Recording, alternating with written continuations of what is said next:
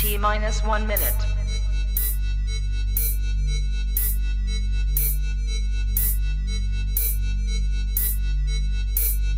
T minus 50 seconds.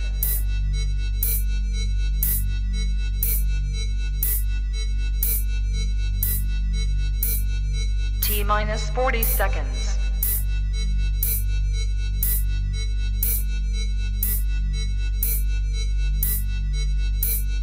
T minus 30 seconds.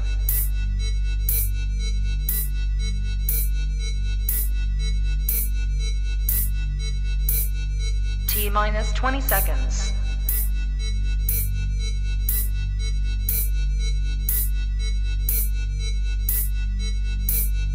Ten, 9, 8, 7, 6, 5, 4, 3, 2, 1, 0. Rock the world. Rock the world. With me, no worries, come with me. No worries, just come with me. No worries, just come with me.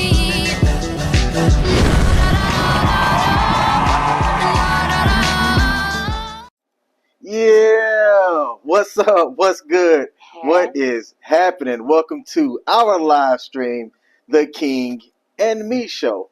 I'm King. Hey y'all, I'm Me. It's Michelle. How y'all doing? Hey, we are streaming across multiple platforms to include Perry Productions. Shout out to my homeboy Perry Productions for allowing my lady and I to stream our live stream onto his platform. So for those of y'all that are saying, wait, who and what Who are these is black people? Michelle and I are a new-ish couple. I will continue to say that until we're past our honeymoon phase. And we're choosing to share our journey together very publicly on these YouTube and Facebook and X streets to show that the dating pool is not just trash out there. We are dating. We are a couple, a monogamous couple. Monogamous. Mono.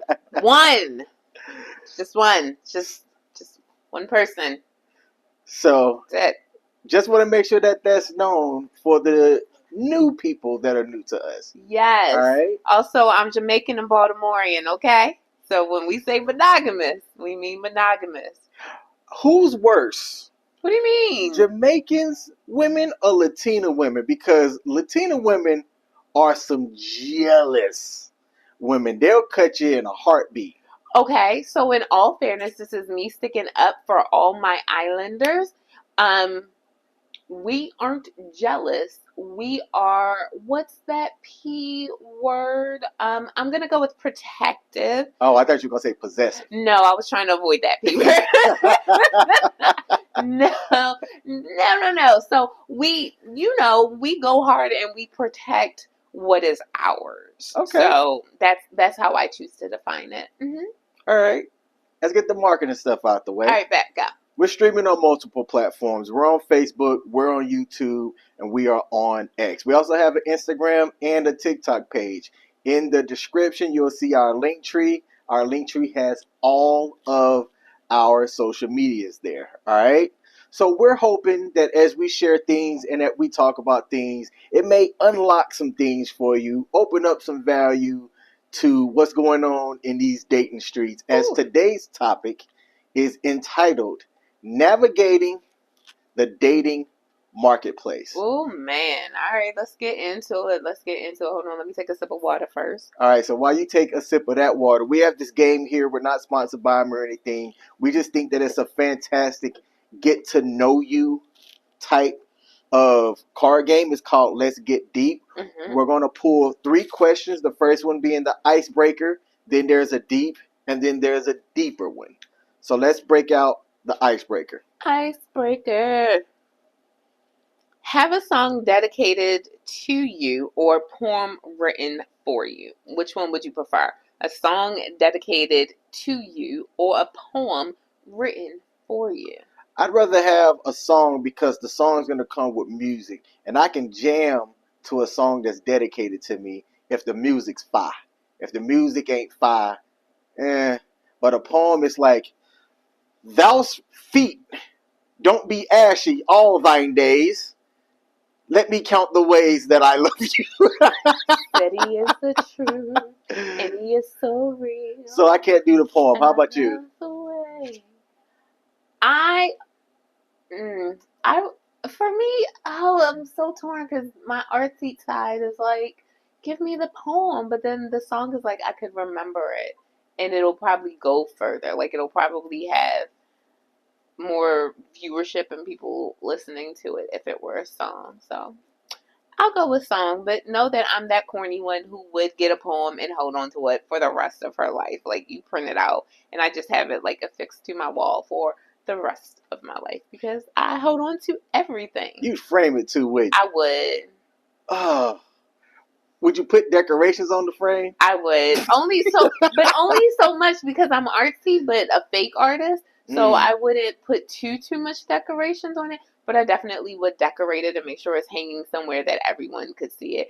Because, I have my like newspaper articles and things that I've written, magazines that I've been in, like I have copies of them, and if I had this big lavish office, I promise you on everything, all them things would be framed, like bam. I have no doubt about that Of at course all. not. At all. Let's get to our deep question. See, man, these deep and deeper questions. Some of them be, If you could only keep one of your five senses, which would you keep and why? Oh, this is easy for me. If I can only keep one of my five. All right, so the five senses are Sight, sound, feel, smell, taste. taste. I was like, what's the fifth one? If you could only keep one, which one would it be?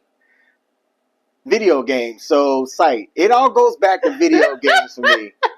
What do I still? Somebody asked the question the other day: if you could lose your hands or your arms or your feet, or arms or legs, which one would you lose? I'm like, well, I can still play video games if I have my arms, so I'm keeping my arms. So for me, sight. What about you? For me, it would also be sight, but for a different reason. I have a real reason, and then I have a pimp line reason. Okay. Pimp line reason is because I want to still be able to see you, baby. Ooh. Okay. Yeah. Hey, give me some. Thank you, baby. Thank you. But no, the real reason I would want my sight is because losing the ability to see a sunrise, a sunset, being able to see, I call it when the sky kisses the ocean, when I'm on the beach and, just looking out, or being able to see my niece's faces or something like that. I would not want to lose that. Like, you can take hearing any day, but the ability for me to talk, yeah, you can take that too. I probably talk a little bit too much. Y'all can go ahead and revoke that. But no, the ability being blind, that would devastate me. Plus, I love driving. So if you're watching this on Perry Productions, do us a favor. Put something in the comments so I can see if our comment picker upper is displaying properly on the page. Picker upper. And also, too, for anybody else, let us know if or what senses that you would like to keep. So Tarika over on YouTube says she still need to see. So far we 3 for 3 on the site for the people that gave input. It's important. Yeah, sight is important. Like, there's a lot of things you can't, like, honestly, you can drive if you lose any of your other four senses. There are deaf people who still drive. Like, you can still drive without any of those senses. But sight, like, that takes a lot out. You ain't got to worry about showing up to somebody's Thanksgiving unseasoned food if you are losing your taste senses. First of all, my family's Jamaican, so I don't know what unseasoned food is like. I don't know nothing Have about you ever that. been to somebody's house at a potluck or something? Had some unseasoned? I'm also Jamaican and black. I don't do potlucks like that. What? I only go to black people potlucks. I know that sounds really, really racist, and that sounds really, really bad. But in your profession, you haven't been to something. I don't eat what they. I go straight over to like the chips and salsa where can't nobody mess that up. You mess up chips and salsa, you had to put in some work to mess up some chips and salsa. Okay, that makes sense. Plus, most of those things, like since I've been vegan, like, oh, you don't have any. Oh, it's okay. I'm gonna just go get chips and salsa. It's nope. I get to avoid most things like that respectfully.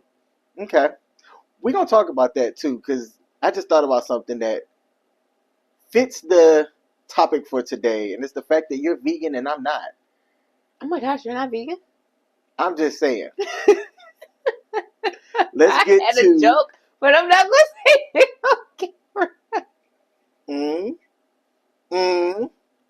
deeper. Again, I ain't gonna say it on camera. Oh. What was the last fear you overcame? How did you do it? The last fear that I The last overcame? fear, yeah. Ooh, I have to go back some time because the last fear that presented itself as a challenge to me, I didn't learn how to swim until I joined the military, and even then it was a couple of years after I was in. So I was stationed on an island, or temporarily stationed on an island. And I'm seeing everybody getting into the water, snorkeling, diving, having a good old time. And here I am standing at the beach, feet hitting the water as the Just waves waving. come in. And I wanted to be a part of that. Okay. So I asked one of my pilots if he could teach me how to swim. And he took the opportunity and the time to go into a pool and teach me how to swim. And it paid off in the fact that I went snorkeling for the first time while I was on that island. I saw a translucent fish right in front of my face. No, when you see that for the first time, it is scary because I'm looking, but I can see through it, but it was huge. And I'm looking like, wait, what is this that I'm looking at? And then I see eyes blink, and I'll speed swim back to the shore during the YMCA. People are looking at me like, what's going on with this dude? And I'm like, fish! It wasn't the last time that I got back in the water, but for me, the water has a lot of unknown things. So you won't ever catch me. I'm okay snorkeling, but what's the one? Scuba diving. Scuba diving might be something that I will never do in my life, and I'm okay with that because getting down deeper in the water, it's like, what else down there that look at me as food? No, I'm good. But that was over. I learned how to swim. That deployment was around 2007. That's the most recent thing that had to do with fear that I accomplished and overcame. You didn't fear losing? No. What? You can walk away and I'm going to be One like, day! deuces. I'm just saying. I've always said in our relationship, I am shocked and appalled. I want somebody that wants to be with me. If you choose to walk away, I'm going to look. I'm going to wait till you like around the corner. I'm going to close the door. I'm going to get back in my house and go and live my life. That's what everybody should do. Look, I could have pimp lined you back. You could have. But we trying to be We're honest. trying to be honest. Yeah. Open and transparent. Shout out to the real precious. It's not enough people are being honest in these streets. So. All right, look. I'm fully invested in you. You want to know why? Throwing the joke back in your face. You want to know why? What's up? Because I gave you them 2 gray hairs right there in your chin, and I'm not going nowhere. Those are my investments right there. Nice. All right, so for me, what was the last fear you overcame, and how did you do it? Fear of failure. So I am a career changer, and one fear that I will say for me, each time I change my career, and you would think that with the fact that I've done it multiple times, it wouldn't be as terrifying. But this last time, it felt pretty big, and I think it's just because I was older. And the older you are when you make a career change, the more you're like, okay, you have to work out because there's so much invested in it working out. So for me, definitely changing my career this last time and just seeing where it was going to go, seeing what was going to happen, really not knowing anything, just leap of faith, leap of faith, leap of faith. Like I'm here today, just several leaps of faith. And the funniest thing is, you and I are together because I took a big leap of faith. If I hadn't changed my career for like the 1100th time, I wouldn't have been working at that particular school. I wouldn't have met your friend. Your friend wouldn't have introduced us, and y'all wouldn't be here having a show to watch tonight because we wouldn't be together. So, all right, I would say that worked out pretty well. Worked out in our favor. Tarika said, "You right. You not going anywhere. Today's topic: Mm-hmm. navigating the dating marketplace. What are your thoughts when you hear words like dating marketplace and sexual marketplace? Like, what are your thoughts when you hear the word marketplace associated with people? So I was okay. Okay, since you framed it like that, here's what I will say. As a business teacher and someone who had never heard any of those terms as it relates to dating prior to the two of us meeting, when I hear people in marketplace, I think of slave blocks. Like that's the slave auction blocks. Like that's exactly where my mind goes. And I know that's too educational, like whatever, but Black History Month is almost here. We might as well get it in where we fit in. But that's what I think of when I hear of marketplace and I think of people being in the marketplace. I automatically just go there and I'm like, why are we trying to put a price on people and everything like that? But now that I am understanding a bit more what it means, I see that we all have a value per se, and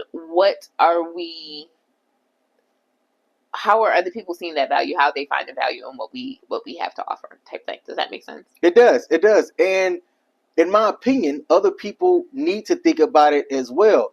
I think too often people think that, oh, because they're the man where they're at, or because they're one of the most beautiful or whatever people where they live at, that they're able to get out and, I'm just going to say it straight up, compete anywhere. It's widely known, especially when you're a little bit older and a little bit wiser, that a 10 in one place is not going to be a 10 in another place. You go overseas or go into different places, there are also cultural factors as to what people find attractive wise. And we're talking just on looks here. Yeah, yeah. Just on looks, right? Because looks get you in the door. For the most part, you have to be attracted to the person that you're sitting across from. Aw, hey, boo, hey. And then when you get past that, there's other things that kind of help you out in the marketplace that we're going to talk about on this episode. And I'm curious to everybody else that's out there, how are y'all navigating the dating marketplace as well? What factors do you include? We're not the only ones talking about this. Everybody's talking about this, right? We haven't got this thing ironed out yet. Everybody has their own opinion as to what it is. But what's the thing that's going to help you gain the most success? Shout out to Free T over there on YouTube. I appreciate you popping up. Happy Founders Day! And what does that mean? So, Free T is a member of Alpha Kappa Alpha Sorority Incorporated, and today they are celebrating 116 years of sisterhood and all that wonderful jazz. She took a moment to reach out to me on Saturday to wish me a happy Founders Day, as I am a member of Delta Sigma Theta Sorority Incorporated, always, every day. So we were celebrating 111 years of sisterhood, service, and scholarship on Saturday. AKAs are celebrating 116 years. Both were founded on the campus of Howard University, the HU. So, yeah. Shout out to our BGLOs and everyone else who is celebrating their Founders Day in January. It's a busy month. It's a busy month. Next up are those Zetas. Shout out to any Zetas who may be watching near and far. Shout out to y'all. Are Zetas the one that was on that movie? We're at the Thetas. Thetas. Thetas. We were at the Thetas. Thetas. Thetas. Woo, woo, woo, boom! Or is that a made up one for the movie? Okay. And what's the movie? It was the black movie? Something Yard? Something Yard. Okay. Yeah, Something Yard. Shout out to Atlanta in the building. Yeah. But nah. Okay, my bad. Alpha Kappa Alpha Sorority Incorporated. They are, their colors are pink and green, and you normally see like Ivies related to them. And then Delta Sigma Theta Sorority Incorporated, we got many, many nicknames. The Reds being one of them. We love elephants, specifically with the trunk up. So you'll see that. You'll see us around African violets all the time, except for me because of my allergy, which I found out in a tragic turn of events in 2014. But yeah, Okay. Well, I don't know if it's appropriate for me or not to say it too, you but can say it. Happy Founders Day as well. Yes, you can Okay. say that. You can definitely say that to Because I found out you can't wear the nail if you're not a part of it. no, I learned that. no. And then tomorrow, the Zetas will be celebrating their Founders Day tomorrow. Let's start there. Does it matter to you? How important is it to you? Let me change the question. Ooh, okay. How important is it to you when you were dating, before you met me, because obviously I'm not part of a fraternity, A BGLO, yeah. And I don't really know much about the history of It's it. okay. Did you place importance on that prior to meeting me? And if so, how much importance? So I'll say this because this relates to dating. And for those of you who all are new, you'll notice that most of the time we talk to each other, but it's not that we've forgotten about you, but it's just sometimes, we got to have these conversations with one another in front of y'all. But it's funny how when you are in the dating world and you're looking for someone to be with, you have this whole checkbox list of what you want people to have in all of these things. And my reality, and this isn't my opinion, this is my reality. What I've noticed is that the older I got, God has given me exactly what I would ask for and then helps me see, oh, shout, that's not what you need, though. That's not what you need. So when I crossed into Delta Sigma Theta land, in 2012, I distinctly remember saying, oh, I need to date someone who's Greek. Like, he needs to be a member of a BGLO, so Black Greek Letter Organization. So specifically, there are 5 fraternities in there. I was like, he needs to be a member of one of these 5 fraternities because how is he going to understand my love for Delta? Like, Delta has all of my love. Hashtag AOML. How is he going to understand my love for Delta Sigma Theta if he ain't got no, if he's not a member of a BGLO? Like, he's not going to understand. He's going to be, no offense, like, no disrespect, he's going to be like people of other ethnicities who hear that I am in my 30s and I'm in a sorority and they're like, oh, you're still in a sorority? No, boo-boo, let me tell you, this is an international sorority, and membership into Delta Sigma Theta Sorority Incorporated is a lifetime commitment. So it's not something that you just join in undergrad and then let go of once you get older. It's a lifetime commitment. There is literally our vice president of the United States of America is a member of Alpha Kappa Alpha Sorority Incorporated. I cannot even begin to tell you the number of women who are currently serving as congresswomen and senators in these great United States of America and just working in DC in general, and they are members of Delta Sigma Theta Sorority Incorporated. Like, Not alphas? no, not Alpha Kappa. No offense. But no, like, I can't tell you the amount of women that are out there, the amount of service women who are serving our country bravely in any of the branches of the armed forces, and they are members of BGLO. Like, I can't even begin to tell you. Like, we go hard. Like, we don't just leave it on the steps of our college. We carry it on for life. There are literally chapters being formed all over the world. Like, Delta, we are in most African countries. We are all over. They're international. I believe there is a chapter in Jamaica. Like, chapters run deep, okay? So it used to be important to you. What changed? No, what changed was I dated someone who is a member of a fraternity, one of the Divine Nine, and that's all he talked about. And I'm gonna say something, and it's gonna put the fraternity out on blast, kind of.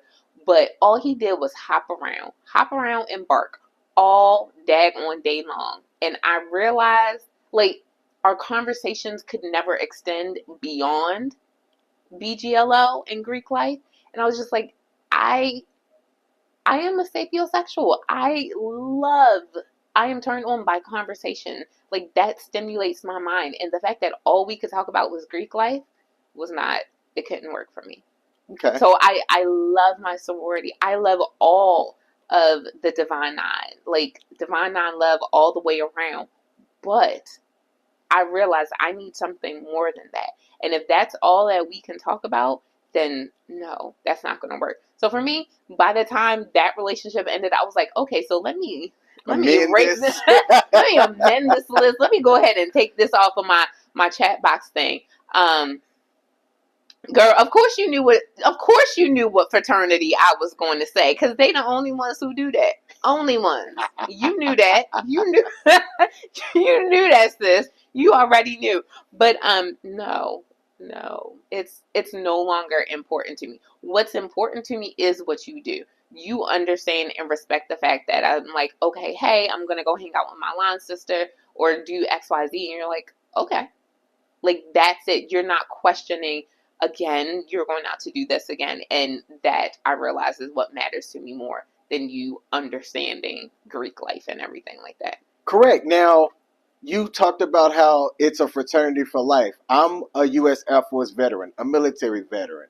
We talk now. There are Greek chapter organizations in the military. I don't know how they work, but what I can say is, even without being in there, we're made to feel as though we're a part of a fraternity as well.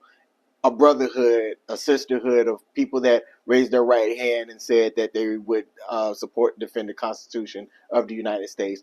All of that stuff. I'm just looking at you because you're cute. That's all. Okay. You I was good. like, wait, is something wrong? You're good. Thank you, baby. And I understand like what that means.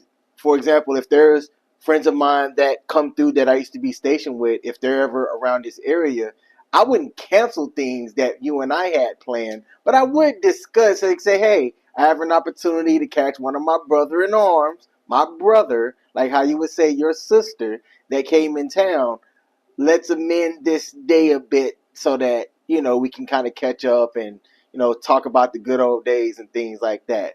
But if you're a part of that fraternity, whether it's a Greek letter fraternity or the military fraternity, you understand that. So while I may not understand the customs and cultures that are specific to your sorority, I do understand the importance of maintaining customs and cultures and things and keeping that going. So if you ever say, hey, I got to meet up with my line sisters because we're going to have an anniversary brunch or something, I'd be like, bet, enjoy. I hope the food's good. And he says that because on Saturday I did meet up with one of my line sisters. Even though I was in sermon prep, I took a break and went to meet up with one of my line sisters, had brunch with her, and then we FaceTimed another line sister. And I saw you put, Taj, that you are 17 years in the game, and I am 12. I'll be 12 in April. I'll be 12 in April. Now, our first topic, broaching navigating the dating marketplace, was around values and things that you value as you're looking in the dating marketplace. Mm-hmm. But we should start with looks. We kind of broached it, right? And everybody's criteria for what they're looking at is going to be different. It's my opinion that since dating apps have become a thing, Mm-hmm. it's harder for people who want a monogamous long-term relationship to find one, because it's quick and easy to dismiss somebody when you have 30,000 people, and I'm just throwing out an example, inside of your DMs that are waiting to meet you. Mm-hmm. And I was specific about saying waiting to meet you, because I could have said waiting to try to smash you. Ooh, okay. Which is a whole nother thing in itself, because we can talk about that in this episode too. While you're trying to navigate the market, the dating marketplace, it's my opinion that 7 out of 10 don't know what they truly want. Mm. And in that 7 out of 10, I'm going to say 3.5. I don't know how you do a half person, but 3.5 people really don't know what they want. And the other 3.5, they may almost know what they want, but they're lying to themselves and to somebody else just to try to see if what's out there is something that they want. So they still need to learn more about themselves. Okay. All right. So that leaves out of 10 people now in this imaginary scenario, from what I observed, 3 people left that are legit viable, that aren't out here actually wasting your time. Ooh, okay. So when you're down to 30% of people, how are you then? How are you? I'm asking you, or how should okay. people? Oh, sorry, my mic. How should people explore what's left that's viable? Because look, let me just be real. Be real, baby. If it's coming down to just smashing, Mm-hmm. that's not hard. The marketplace has made it so that it's not hard At all. just to Yeah. sleep with somebody. But actually finding somebody that's on your team, Mm-hmm. and that's time, energy, attention, and money, that's not going to bring your team down. Mm-hmm. All right? And I flipped that. There was somebody else that I heard said, guard your meat. Shout out to Greg Adams, Coach Greg Adams. Your money, energy, attention, and time are 4 components of things that, as I'm approaching 40, I Ooh. place a whole lot of value on. Can I just time out real quick? Oh, yeah. So when you would say, as I get closer to 40, when you said that in 2023, I just kind of dismissed it. But now that we actually in 2024, I will be 40. and you were 7.5 months away from 40, I'm just like, ooh, clutch my pearls. Like, oh my, I'm about to be dating a 40-year-old. Ooh, okay. Yeah. All right. And I hope to get a little bit more salt and pepper to go with that 42. I got you, baby. I got you. Because apparently I gave it to you, so I got you. Don't worry about it. I'm trying to share with people and tell them, you should be picky. You should be picky about who you're allowing to give your energy, attention, time, and money to, if you're looking for something long term. Now, if you're looking for something short and fun, you can still be picky, but I would say, does it matter?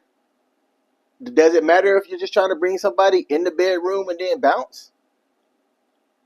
Free T said, my special person is 52.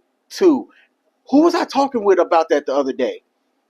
I was telling somebody, I think currently we don't have that big of an age gap. We do not. Not at all. But in my opinion, I think age gaps are the way to go. Look, they are though. Okay? They are very nice to have. However, I don't think an age gap should exist because the older person is immature. You know what I mean? Like it really sucks if the older person is dating age down, because that's the only place that they can find someone on their level because they aren't mature. No, I feel it should be that the younger person is just very mature and can handle being in a relationship with an older person. My personal opinion. Free T said, I've always dated older though. Why? Why have you always dated older? I'm just curious. If you don't mind sharing, what has an older person done, or them being older, that you find more clicks with you? So for me, because I don't know what Freezy is going to say, but what I will say is that for me, the reason why I always dated older is because I have older siblings. So on my mom's side of the family, I'm the youngest of 5. And I have a sister who's 16 years older than me, a brother who is 14 years older than me, a sister who's 12 years older than me, and a brother who's 7 years older than me. So if I wanted to do anything, I had to get on the level of my older siblings so that I didn't get left out of things. I was always around my sister who was 12 years older than me. So I did everything as though I was 12 years older than I actually am. She'll be 50 tomorrow. In a lot of ways, I carried myself like I was 12 years older. So when it came time for me to date men, I dated older because I had the maturity and the mindset, in some capacities, not all, of an older person. So I needed to be with an older guy. However, flaws came out when I actually did date older men, that I had never really been around people dating. So I lacked in some relational and dating maturity. Like what? Whereas For example, I think I've said this to you before. The way that I am with you, it is very much authentic, but it took growth to get there. Mhm. There are levels of submissiveness and just being able to understand and respect dynamics of relationships that I did not have until just prior to meeting you. So me coming out of my previous relationship. When I was younger, even though I acted like an older person, I acted like an immature adult dating because I didn't know how to expect. I didn't know how to behave and those things. I claimed at that time that I thought I was ready for marriage because in my mind I was older than I actually was. But in reality, any marriage or attempt at a long-term relationship at that point would have failed because I had emotional immaturity. I am curious, did those guys state very clearly things and you just dismissed them? No, let me rephrase. I don't know. I don't Okay. think so. Okay. I don't think so. All right. And we do have people that are commenting on Perry Productions as well. So, Okay. so that does work. Let me scroll back up here. Desiree Freeman said that she 100% agrees and that the older person taught her lessons. Oh, okay. Nice. And said that now if I could change back the hands of time. Oh, okay. Oh, okay. Wait a minute, sis. If you could change back the hands of time, then what? Like, what would you do differently? And Free T, I see that you said no reason just so happened to happen that way, but I've always felt so much more mature than my age. Yeah, same, sis. Like, we hang around older people, you definitely do feel more mature. What I will take ownership and accountability in saying is that while I may have acted older in many ways, emotionally, and I'm going to use it as an excuse and a reason and a clutch, because of what happened to me in my childhood, I may have been more mature in a lot of ways, but emotionally, I was not more mature. And that will come out in a relationship. I'm going to use my childhood trauma as my rationale for that. I just wasn't emotionally mature. But logically, I can see that, and that makes sense, knowing what I know anyway. Okay.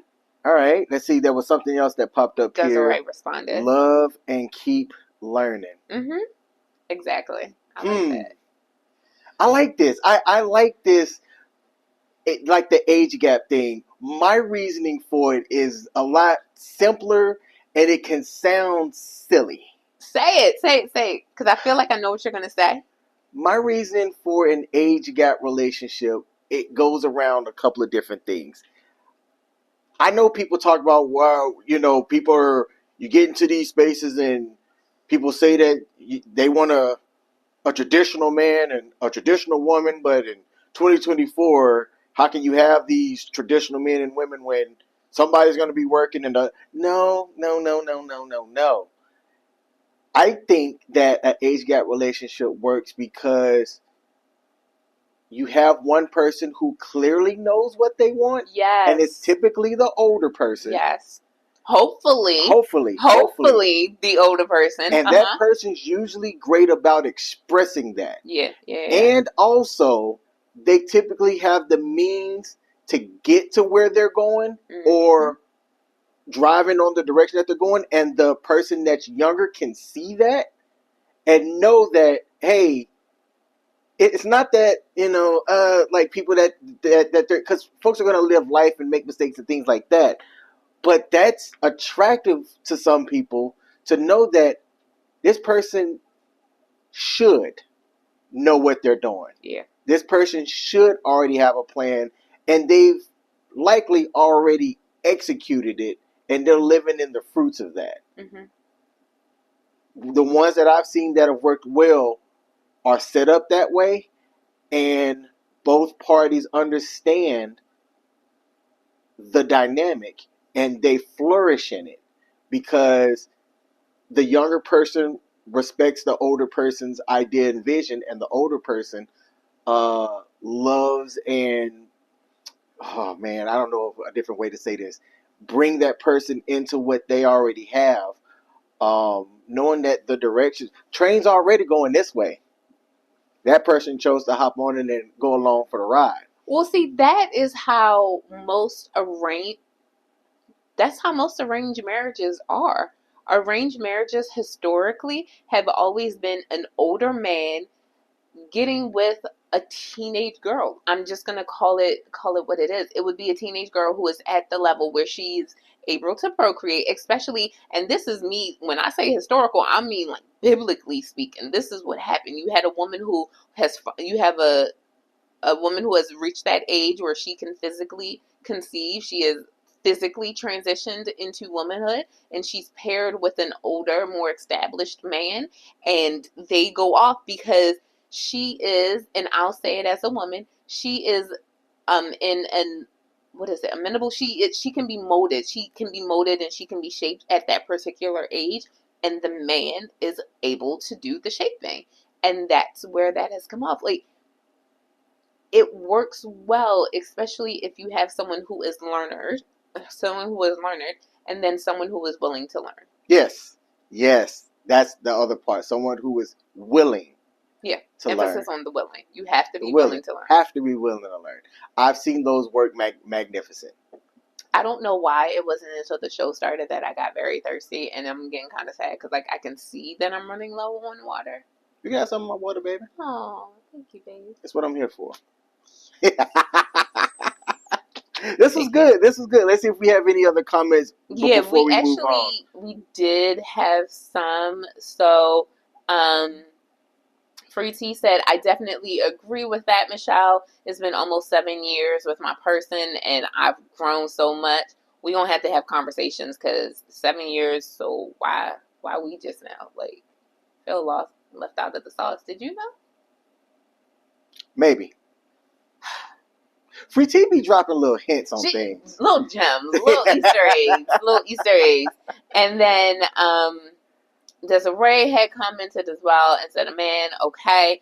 And then Free T said, we met when she was 30, 31, and he was 45, 46. Instant connection on her part, at least yes, sis, right? Don't we get those connections first? How did y'all meet? Because that's part of what we're going to talk about as well. I asked my brother, who lives in a different market than we live in. Yeah. He where he's from or where we're from is smaller than where we live. And where we live at here in Maryland, I'll say the state. Matter of fact, we live in Frederick. It says it everywhere. Like yes, we post it publicly ourselves. Everybody's busy. Folks are in their jobs. It's not like the communities, everybody's on top of each other. So when you're working, you're working. When you're not working, you might be doing something associated with work or whatever professional capacity or passion stuff that you have going on. Meeting people in the wild is difficult. Yeah, here. Mm-hmm. So most people do turn to dating apps, online dating or things, because at least when you're there, you're intentional, at least about the human connection part. Again, I think 7 out of those 10, if they're saying that they're looking for something long term, they really aren't looking for anything long term. Trust me, I would know. Okay?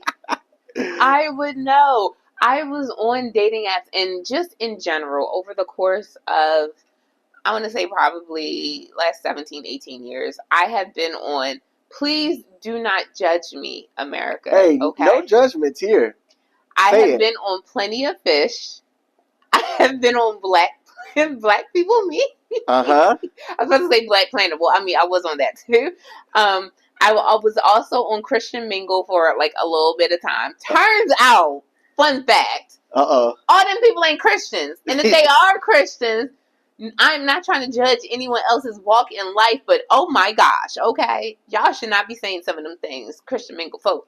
But yeah, so Plenty of Fish, which turns out is just a hookup site. Totally didn't know that. Black People Meet, Christian Mingle, and I've done Facebook dating probably about twice. But the downfall of Facebook dating is that it connects you with your friends' friends. Mm-hmm. So number one, what if I only have trash social media friends? Because I went on a spree where I just accepted whatever was sent to me. So if you were showing me my friend's friends and my friend is trash, then 9 times out of 10, you probably trash too showing up in my timeline. Yeah. Plus, I already move in such small circles where we can't go anywhere without me running into someone that I know. That Facebook dating wasn't the best place for me because I'm just going to run into someone that someone else has dated or something like that. Or maybe they see my profile pop up and then they go tell Tom, Dick, and Harry, like, oh, do you know Michelle? Like, she's from Frederick, and well, she's in Frederick and all this other stuff. So the last thing I needed was Facebook dating. But yeah, no, I done been on all of them sites. And you have one more. I have one more. What's it called? What Hinge. was it? Hinge. I was on Hinge.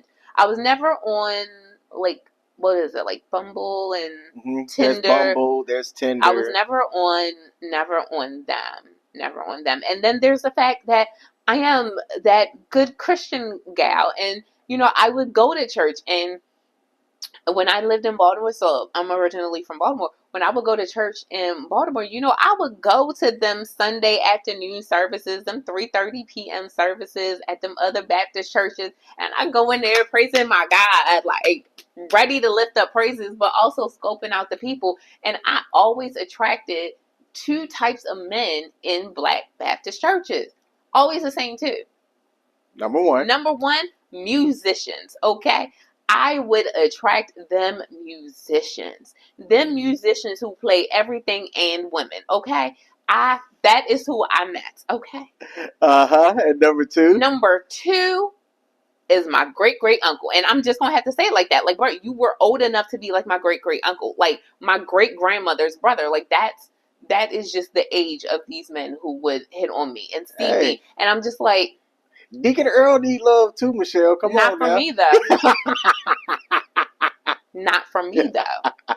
Like, no, you don't need my love. You need somebody else's love, but not Showbell's love.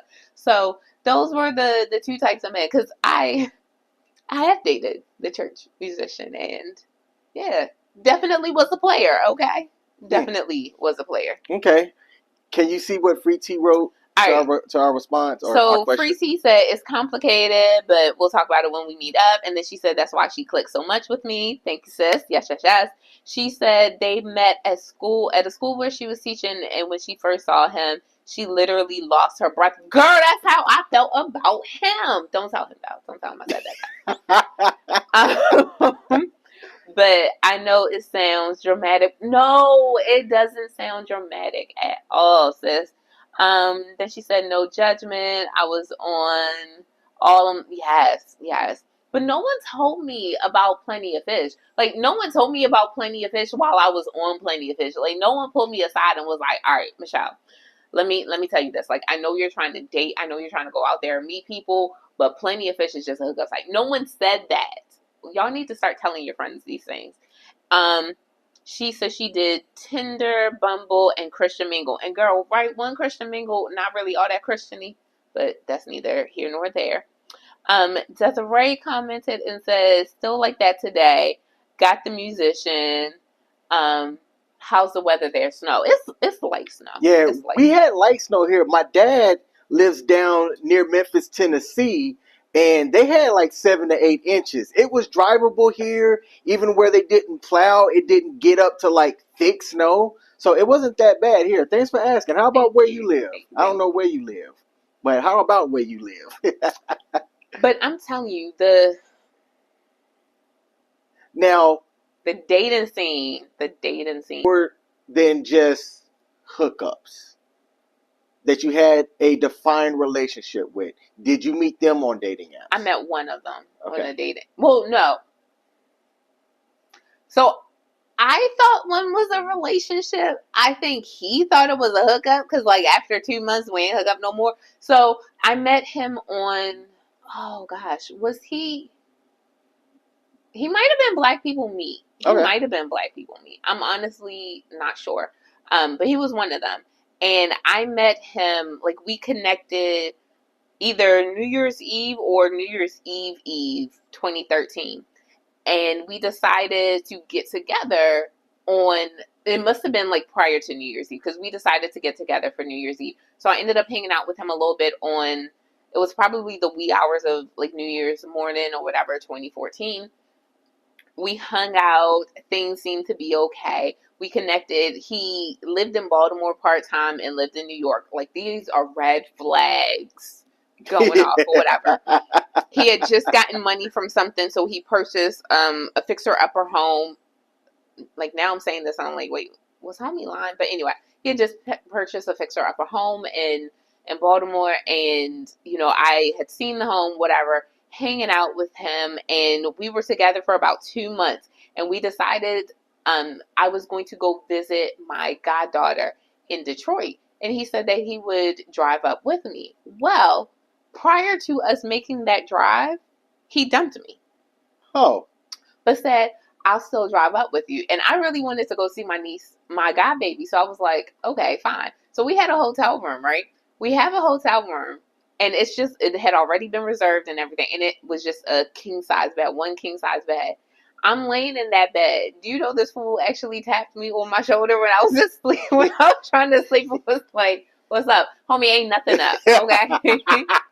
Ain't nothing up for the rent. Ain't nothing, like, I would have tried it. We ain't doing nothing. You literally broke up with me. I am using you at this point because the only reason you are physically here with me is because I didn't want to make this drive by myself. But when it came time to come back down to Frederick, baby, I'm telling you, I cleaned that 7.5-hour drive down to a solid like 6.75. Okay? Isn't that your normal rate of driving now? Look, don't judge me. I'm just saying. I wanted out of that vehicle with him so badly, and I have never physically seen him since. We are still friends on Facebook because I have a good relationship with pretty much all my exes. Like, I don't hate them. So we are still Facebook friends, and I remember there was one point because he had a daughter not too long ago. There was one point when he kept asking, he was like, so when are you coming back up to New York? I was like, well, my boyfriend and I, like, the two of us, me and the man in my life, we may come up to New York. And I would keep putting that in the messages, like, we may come up to New York. And I'm like, what's your angle? So I would ask about his daughter's mom. I was like, so how's your daughter's mom? How's your relationship with her going? How's that working out? How's that going on? But yeah, so that wasn't very successful. It was 2 months, but then I was with someone that I met on, where did I meet him? I don't know where I met the one ex that you spoke to. Maybe mutual friends? No, it was an app. Okay. I don't think it was Plenty of Fish. No, I think New Yorker was Plenty of Fish, and I think the one that I ended up being with for 2 years was Black People Meet. I think I got it mixed up. Okay, now a little bit about me for those of y'all that don't know. I was married for 14 years. Got married in 2004, divorced, whatever 14 years after that is.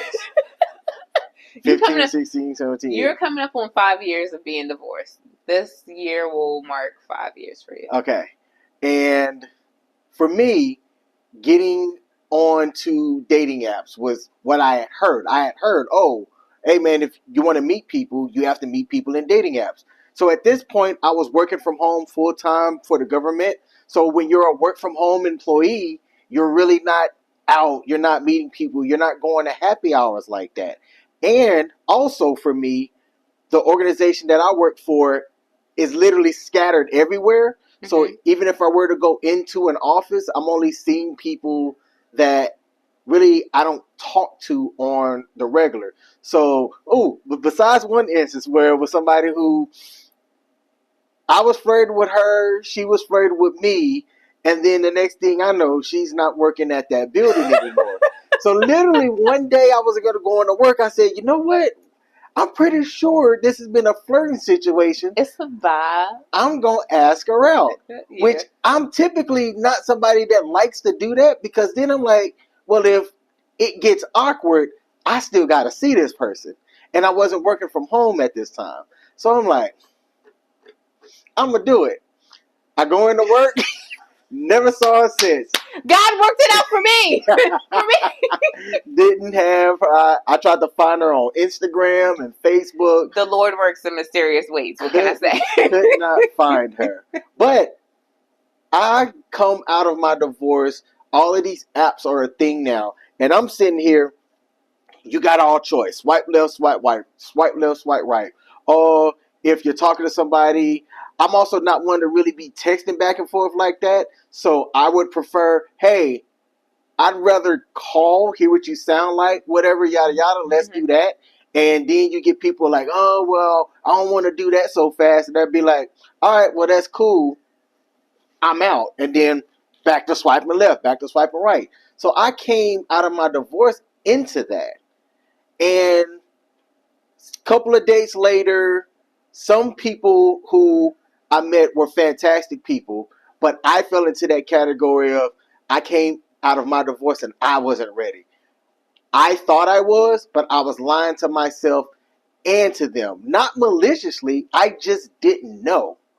And I'm thinking about things now, and I'm just like, I don't think I would recommend dating apps to people that are trying to find something long term. Yeah. I would definitely say, hey, if you want to find somebody to hook up with, get on Plenty the of apps. Fish is probably still operational. Go ahead on now. Get on the apps for certain. But for me, I believe that a warm lead leads to a better quality relationship where you're not wasting the other person's time. And what I mean by a warm lead is legit somebody recommending you.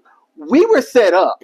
We were. Even though I was opposed to it in all forms possible, clearly wrote, I am not looking to be set up with anybody. I don't need to. All right, so for those who are new, I'm a teacher here in Maryland, and a colleague of mine, we went out to happy hour. She was getting ready to transition into like leaving the school system, and we were at happy hour. She said, Michelle, are you single? Like, are you open to meeting someone? Like, I have this great guy who I think, you know, you would like. He has a child, yada, yada, yada, but I think you two would hit it off. And she said, well, I'm going to have a game night at my home in like 2 weeks, and I'd like you to come. And I was like, okay. So she tells me his name. I do a quick, not even my full MD court case search that I normally do on every single person when I have their first name and last name, because I need the first name, last name, and birthday in order to be able to do that. But I'm also not hard to find, which is why I'm laughing. My legit name really is King Smith. That's why I pay my taxes as. I ain't hard to find. But the issue is, if I try to do an MD court case search and I don't know your birthday, then I don't know who it is. Like, it could be someone else with that name, and I'm seeing the history of someone else and not you. But I didn't do any of that stuff. I just did a quick little Facebook search, and I saw something, and I was like, thinking to myself, Ellie, is he still single? But whatever. I go to game night. It is very much aware to me and everyone in the room that we're there to be hooked up because everyone else is a couple. And here comes King, literally bringing the only game to game night. Like, it was game night, bringing the only game to game night. And we were connected by a warm lead. He sat at the table. We played the game. He got comfy. He took his shoes off. I remember seeing his black socks, and he's just chilling. I'm getting ready to leave because I had church the next morning, and I had been in an event the whole morning. I'm getting ready to leave, and I'm like, all right, bye everyone. And like, I'm super duper loud, like, bye everyone, saying bye because I'm about to leave. And King is like, all right, deuces. Nice meeting you. Nice meeting you. So I go outside, and I'm like, he didn't come outside. So I call the person who was setting us up, and I'm like, well, is he interested? Like, what's going on? So she talks to him, and he's like, okay. And he comes outside. We chat for a little bit. We exchange telephone numbers. Legit thought he was kidding when he gave me his telephone number because the sequential numbers in there. I was just like, everybody your name gives is a double King take. Smith, and this is your telephone number.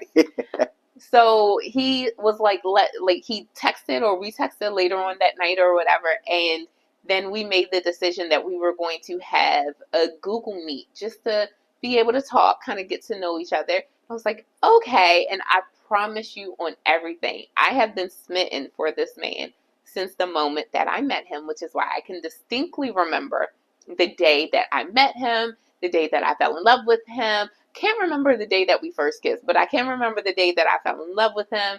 I can remember the day that we got together. I can remember the day that he first admitted that he loved me. Like, all of these dates stand out in my mind because I knew from the first moments I saw him that I loved him. I didn't. That There's that. I didn't. There's that. I didn't. But hear me out. The fact that it was a setup, and I reiterated that I was not interested in the setup. I'm always interested in the game night. If y'all having a game night, invite us. We popping up. I love game nights. All right. But the fact that it was a setup, I'm like, I'm not interested in the setup. Also, I wasn't looking. And that's the crazy part too, because I'm glad that we've been introduced to each other. Don't get me wrong. Yeah. But I wasn't looking. I was not looking. So And love found you anyway. I want to say you asked me if I was like single. And my response was probably like, look, I'm not attached. But I ain't just like single. Like, I don't have a defined relationship with anybody. If I didn't say it like that, I wished I would have said it like that. I wish I would have said it like, look, I don't have a defined, like, we have a defined relationship. If you had 'Cause- said it like, I don't have a defined relationship with anyone, we probably wouldn't be together. Because to me, to a woman, you say, I don't have a defined relationship with anyone, and that tells me that you're with someone. Just the two of y'all haven't put labels on it. And I've been in that situation before. Okay, but isn't that, it's not until you get in a defined relationship, isn't that what it is? You're trying to feel each other out, maybe? Or you might have somebody that's in your orbit. Isn't that how most of it is, though? Yes, but it could also be that the guy doesn't define it as a relationship, but the woman does. Then that's not a defined relationship. Both people have to agree. No, you're right. I'm not disputing that. You are 100% right. But remember when we did officially get together? And remember what I asked? I was like, Yes. Is there anybody that will be mad that you and what and was I... your response? 2 people. 2 people were mad, right? Yes. Because in their minds, they were in a defined relationship. No. It's just that you weren't. And again, it's not. The truth is, even if only one person believes that it's the defined relationship, it really isn't a defined relationship. But the fact that one person felt that way. No, it wasn't that they would be mad about losing whatever relationship they had in their mind. It's losing whatever arrangement that might have been had. I can see somebody going, well, that sucks, because, something that they had that was arranged was working for them, and now they might have to go and find that in somebody else. So my answer was 2 people might be because of our arrangement. One of them, I promise you, one of them was mad because she thought that she could be your boo thing. In the many of things where I'm trying to tell you that you're wrong, this is one of them. That is one of them. All right, baby.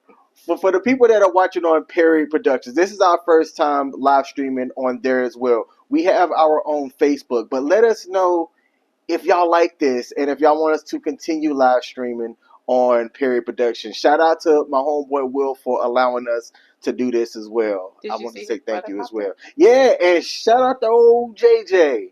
Old JJ. Way of J. One of the best trainers out there. Look, if you're looking for a fitness trainer, hit him up. His results speak for themselves. He don't just talk about it. He shows you what he can do as well. And if you want someone who will actually give you really good and healthy vegan recipes, hit him up as well. Don't come to me for that. Go to him for that, because I'm going to tell you about junk food, like real talk. But he'll give you the real food that'll be healthy, that'll help you meet all of your vitamin needs and all that good stuff. So hit up Jay Buchanan Jr. on Facebook and you'll be able to do that. Should you be dating to get married? Is marriage the end goal for dating? For some people, not for all. I don't think all people have that in their peer view where they like, oh, marriage is that in line. I will say, how do I put this? Marriage, I grew up a good Christian gal, right? So marriage was always the goal for me. However, it wasn't until I got older that I realized just how terrified of marriage I am. I am terrified of the legality of that. My parents are divorced. They were married for all of 4 years, ish. then my dad is literally on his 4th marriage. And I just look at it, and it's not that any of his prior 3 wives passed away and that's why the marriage ended. No, he was divorced 3 times. I look at all of this, and marriage is scary for me. Marriage is, it's very scary. My eldest sister, her marriage is not one that I would look up to. My eldest brother on my mom's side is once divorced, and I believe he's remarried now. I wouldn't know. He just stopped talking to us, but that's neither here nor there. My other sister is also divorced, and my other brother, well, his child's mother helped aid in his deportation, so I don't think that worked out too well in his favor. My brother on my dad's side has been happily married for 21 years, so. That's the couple that I met. Yeah, I like them. yeah, they're awesome. Shout They're out to awesome, them. awesome. They're cool people. I would love to hang out with them again. I don't know if they would love to hang out with me, but I love to hang out with them. No, they again. loved you. They loved you. Everyone loves you. Like, who doesn't love you? There's people out there that don't like me, and I don't know why. I am lovable. He is lovable. The reason why I ask, because there's this concept out there about treating someone like a husband and treating someone like a wife. I don't think that there's a difference in how you treat somebody just because of what their title is. That's my opinion. All right. And there's something that I'm going to display on the screen. Did you have something that you wanted to say before I put that up on the screen? The only way I will say that is that there is, with the titles, husband and wife, there's an expected level of respect that comes with it. Not just respect from the man to the woman, but from the outside world to that relationship. Like, people aren't supposed to slide up in your DMs when they see that you're married. If I see that you're in a relationship, oh, okay, I can slide up in your DMs. But if I see that you're married, I'm supposed to respect that bond more. We see it in medical situations where if something happens to one of the spouses, the other spouse is immediately contacted because there's that reverence of marriage. Whereas someone could be in a 30-year long-term relationship and won't get that same level of respect in case of an emergency unless they're listed everywhere all up and down. Contact this person, contact this person, contact this person. We even see it, no offense, in the military. Someone passes away, that person who's going to get the folded American flag is going to be the next of kin. The next of kin is the spouse, it's the child, or the parent. It's not going to be the long-term partner. It's not going to be the long-term girlfriend or something like that. So there's that reverence that we hold for marriage, and that same level of respect and reverence doesn't go to long-term relationships. So I can see why someone would say that they expect to be treated differently as a spouse versus a partner. Okay. I have a picture that I want to present, and we're going to talk about this and then close out the show. I forget the person whose page I snagged this from, but it goes, "You cannot bribe a man's love with loyalty, good sex, and cooked meals." What are your immediate thoughts on that? I always kind of play middle of the field. So here's what I'll say. You can't, I cannot make you do whatever I can't make you do whatever I want you to do just with Loyalty, good sex, and cooked and a cooked meal.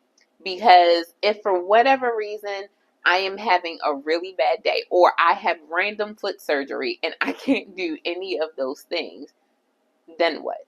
Are you still gonna be loyal? Are you still gonna love me if I can't do all of those things because of something else that's going on?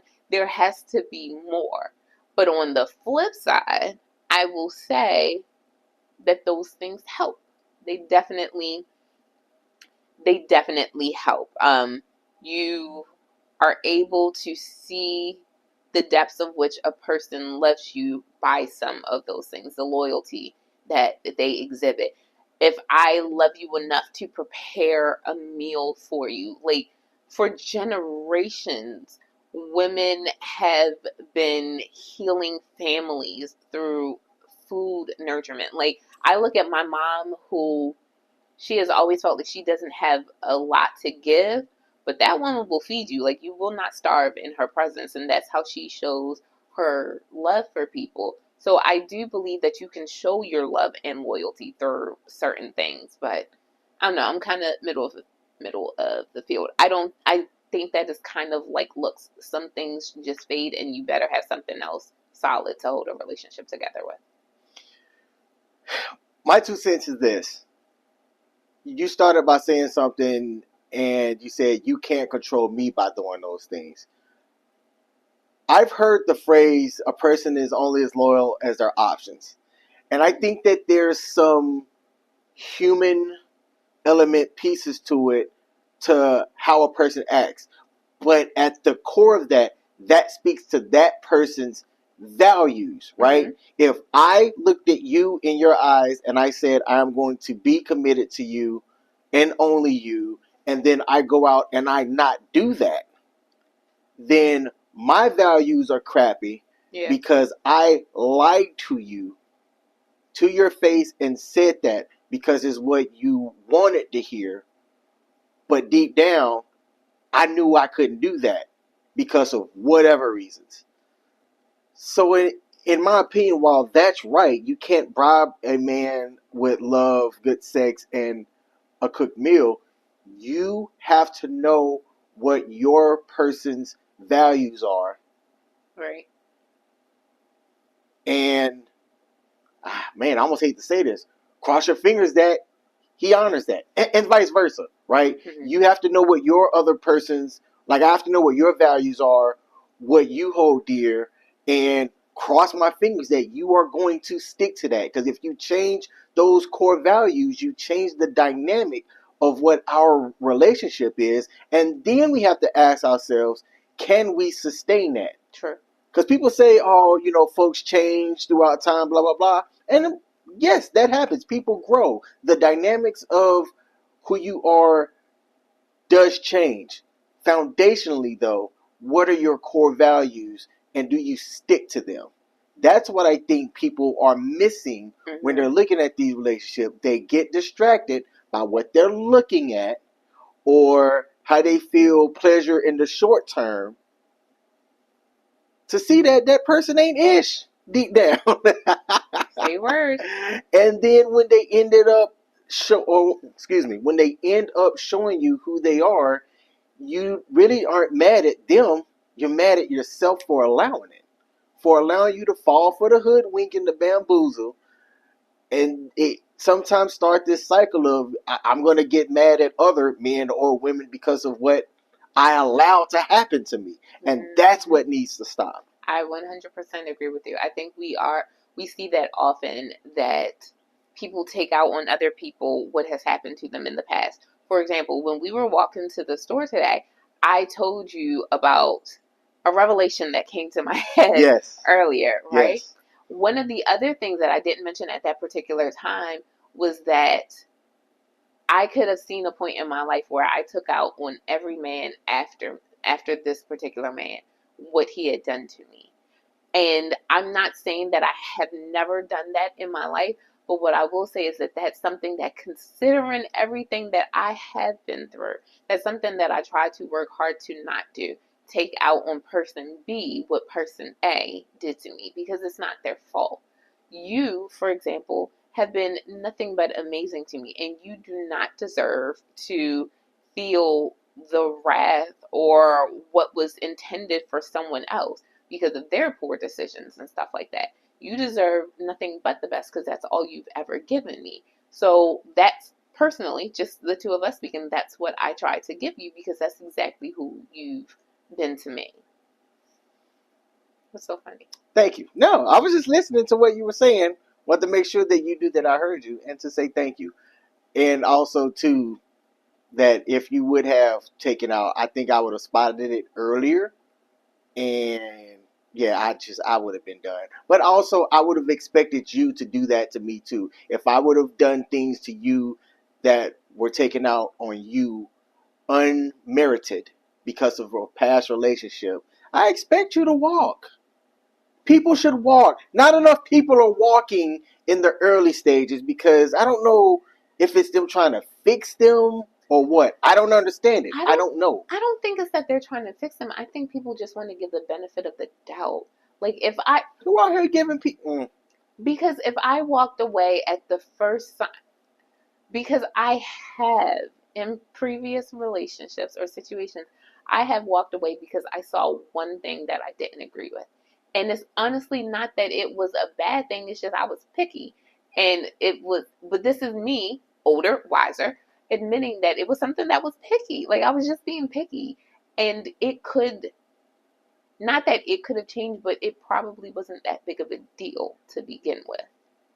And I think when you're younger, you feel like you have a plethora of options to just play with and choose from. But the older you get, the more you realize, oh no, this dating pool is steadily shrinking. I need to get my life together. And this is when I have to stop ending things because of little things. And this isn't me saying that you shouldn't have standards, because I was in some chat where I saw someone say that by the time someone hits them, oh, it was that I Am Vonti video on TikTok. Okay. Vonti was talking about, he did a skit where he said the top 5 reasons that woman isn't calling you back or answering your calls. And number 5 was she met you in the club or out somewhere and she really didn't want to talk to you, but she was afraid to not give you her number. So she gave you her number, you hit her up, and she instantly blocked you. So that was number 1. Another reason on there was that you don't know how to communicate. And that's a big thing for me. Again, going back to me being a sapiosexual. If I am communicating with you and all you hit me with are WYD over and over and over again,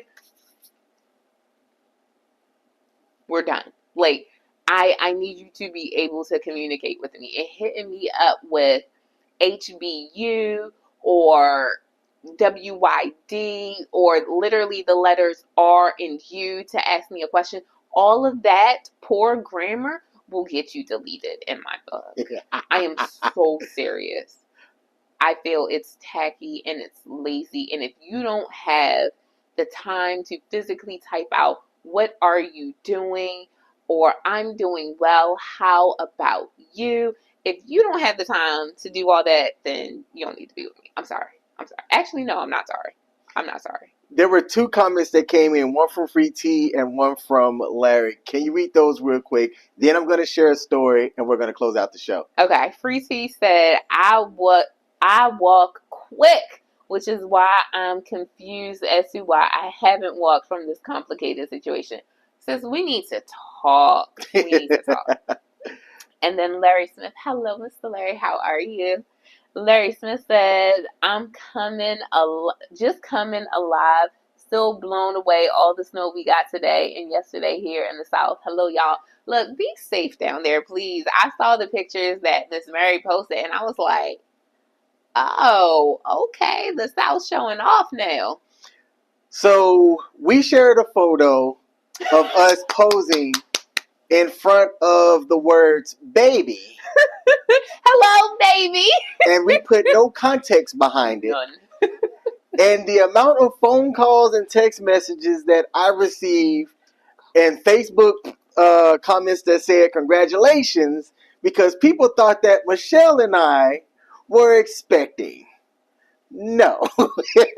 First of all, Michelle is a teacher, a high school teacher. I work with teenagers. There are a little under 1,200 students at my school. That is 1,200 personalities that I deal with on a Monday through Friday basis. Lovingly, I don't want no kids. I'm good. I'm all the way good. So that's one part. Part 2. So I posted it and knew that it was going to get a reaction for people that may not know our dynamics. But it was marketing. The point was to post it And then, because we share a lot of things and we do what's called a weekly vlog, where in the weekly vlog, we talked about going to a friend's baby shower. We did. So we went to a baby shower. We took that photo, and I knew the reaction that it was going to get. And it was hilarious. And it was hilarious. So shout out to the people that did know that it was a joke or a prank, kind of. No. Not really a prank. It wasn't a prank. It wasn't a prank, but they understood the meaning. And when he says shout out to the people who knew, he literally means only his family, because his friends, yeah, they were all like, they all texted him except for like one friend. All of his friends texted him, but his family knew. Thank you so much. Thank you so much, Dominique. Thank you, Dominique. His family, they all knew. Like his side of the family, ain't none of them pay attention. They were like, his mom was literally like, "Oh, cute picture." I was like, well, dang, she didn't fall for it. But no. So again, Michelle does not want children. I love the students that I teach. Absolutely love every last one of them. But I love babies. Like, a baby fell in love with me in the baby shower, which I'm not surprised. But I absolutely, that little kid was cool. Yes. I love babies. I love children. I absolutely love children. Yet as I'm getting older, I realize that there are certain liberties that I'm able to do and have because I don't have children. Like, I can decide today, if I wanted to, that I can get up and go. Would it break my niece's heart? Yes, that's something different. But I don't have any kids, and that is something that that was my hip. That I don't want, that I'm fine. I am at peace with not changing. So Michelle does not want any children. Let me teach your babies. But they're your babies, so I'm going to give them back to you at 2:15 p.m. every day. Now, to contrast this, I have one child from my previous marriage. My daughter is 16. We've been involved, and Michelle's been involved. We spent vacations and stuff together. 4 of them in 2023. And I'm going to say this, and I'm going to just be as clear as I can. For me, I've always said, coming out of my marriage, that if I were to get in something with anybody, I didn't want to date anyone who had more than one kid. I also, with my daughter being as old as she was, I wasn't interested in starting over. I am going to say this very publicly. I got the snip and knew I didn't want any more kids myself. But if I were to got with somebody and that person did have kid, I'm not going to say kids, it would have been one kid and not a baby, not no youngster. With my daughter almost being graduated from high school, I don't want to have to go through that phase over again. Speaking of which, her half birthday's coming up. It is. I have to get her something. And that's the one thing that I have done, is I've honored that. Okay. For her half birthday. What's that? Like, I know when the 21st. I mean, I know it's the 21st, but when's the 21st? What is that, like Saturday? It's in my calendar. I don't know. No, it's Sunday. It's Sunday. It's next on a Sunday. Sunday? Yeah, it's next Sunday. I don't know how you do that. It's magic, but you'll have her. All right. Well, we're about to close out the show. So Dominique said, I just learned something. Thank you, sister. And I'm going to follow. Hey, thank you to Perry Productions. Hey, from the bottom of our hearts, brother, we appreciate you allowing us to stream on your platform, to be out in front of a different audience. Michelle and I do go live every Monday at 7 p.m. Eastern, normally on our channels. But I think we're going to incorporate this on Perry Productions as well, if you don't mind. And if y'all are, curious to see us. Outside of that, let's see. Next week, our episode is going to be entitled, I Fell in Love with a Blank. Oh, we really are doing that? Yeah. Oh, snap. You put it. I thought we were going to talk about it. I didn't know you were actually okay with it. Yeah, I told you I was okay with it. Oh, okay. Wait, hold on. I have to take that back. Yeah, I told you I was okay with it.